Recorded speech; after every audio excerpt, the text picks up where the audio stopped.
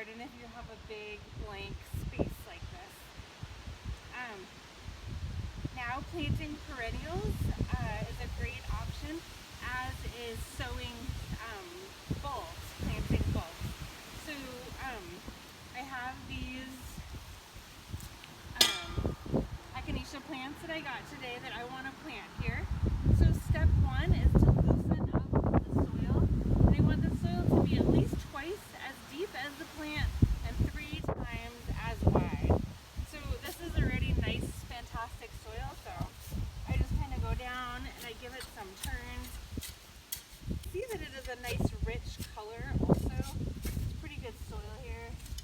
I can tell it has a good mineral content and it holds moisture well because it makes a clump, where if it didn't, it would just blow away.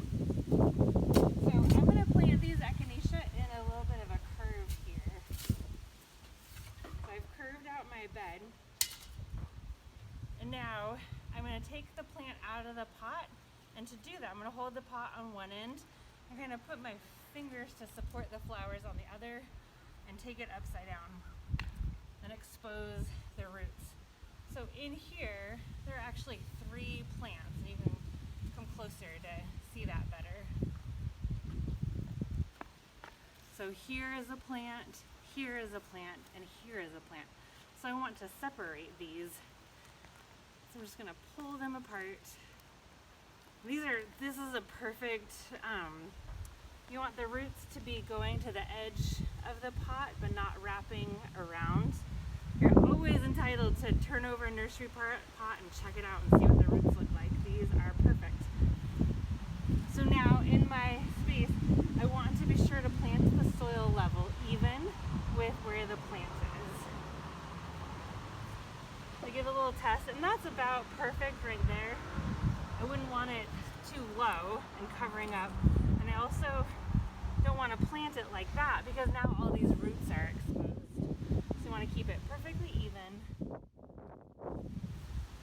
And then I'm going to backfill it, and sometimes I hold it a little bit while I backfill to make sure I don't accidentally bury it too deep. So each echinacea plant wants to be, most perennials want to be about 1 foot apart for good airflow. And I know that this is 8 inches and this is 16 inches together, which 16 feels like a good space. I'm going to come over and do the same thing. And sometimes if it's, the edge of the pot is much deeper on this side, so you want to be sure that it's going into the soil well. Sometimes you haven't loosened the soil enough, so you have to get your shovel, just give it some good stomps and turns. And perfect new home. Now the third one, I'm going to go over here.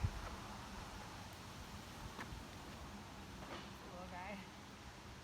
Just tuck it in. Alright, now I want to water them really well. And I like to use something like a bucket or a water can. A hose is fine too.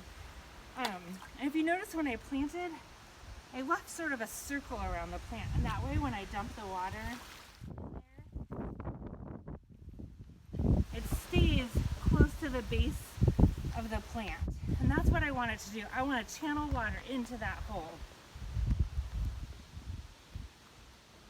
And this is a good way, once the water sinks in, you can see if you left any big air pockets in there, because you'll have a bit of a sinkhole. And if that's the case, you have some of the soil around to backfill it.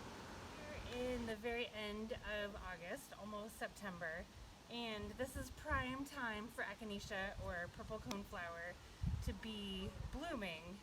And it's really nice to have those early blooms too. So these daffodil and narcissus bulbs that we dug up, I'm going to transplant some in and around this area. And they can be pretty close together because they take different nutrients at different times.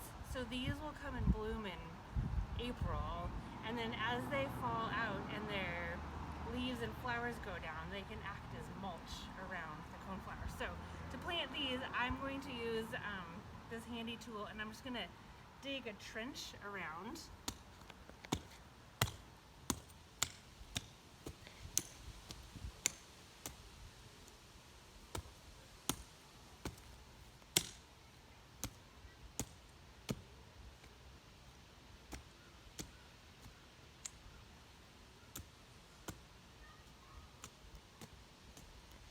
And once I get this, then I can lay out my bulbs. And I want them to be about 3 inches deep. And if you remember, the top of a grown-up's index finger is about 1 inch, so about a whole finger deep. So I like to just poke a hole, set my bulb root side down in the hole. And these little ones only need to be a couple, not even like an inch apart. And you can kind of do them like staggered a little bit. They make nice clumps.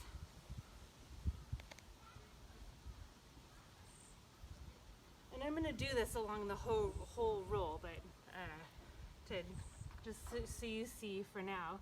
Now that I have them in there, I'm just going to take this soil and scoop it right over their tops.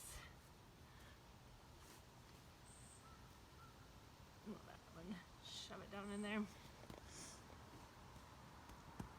I kind of made a raised mound, and then I'm patting down.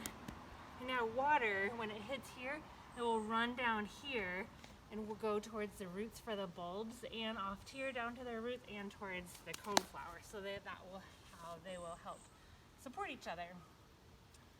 And that is some transplanting from a pot. If you have a big clump of echinacea, you could also dig it up and divide it and move those around. So let me know if you have any fall gardening questions. You can reach me at cannonbotanicals@gmail.com. Thanks and have a great day.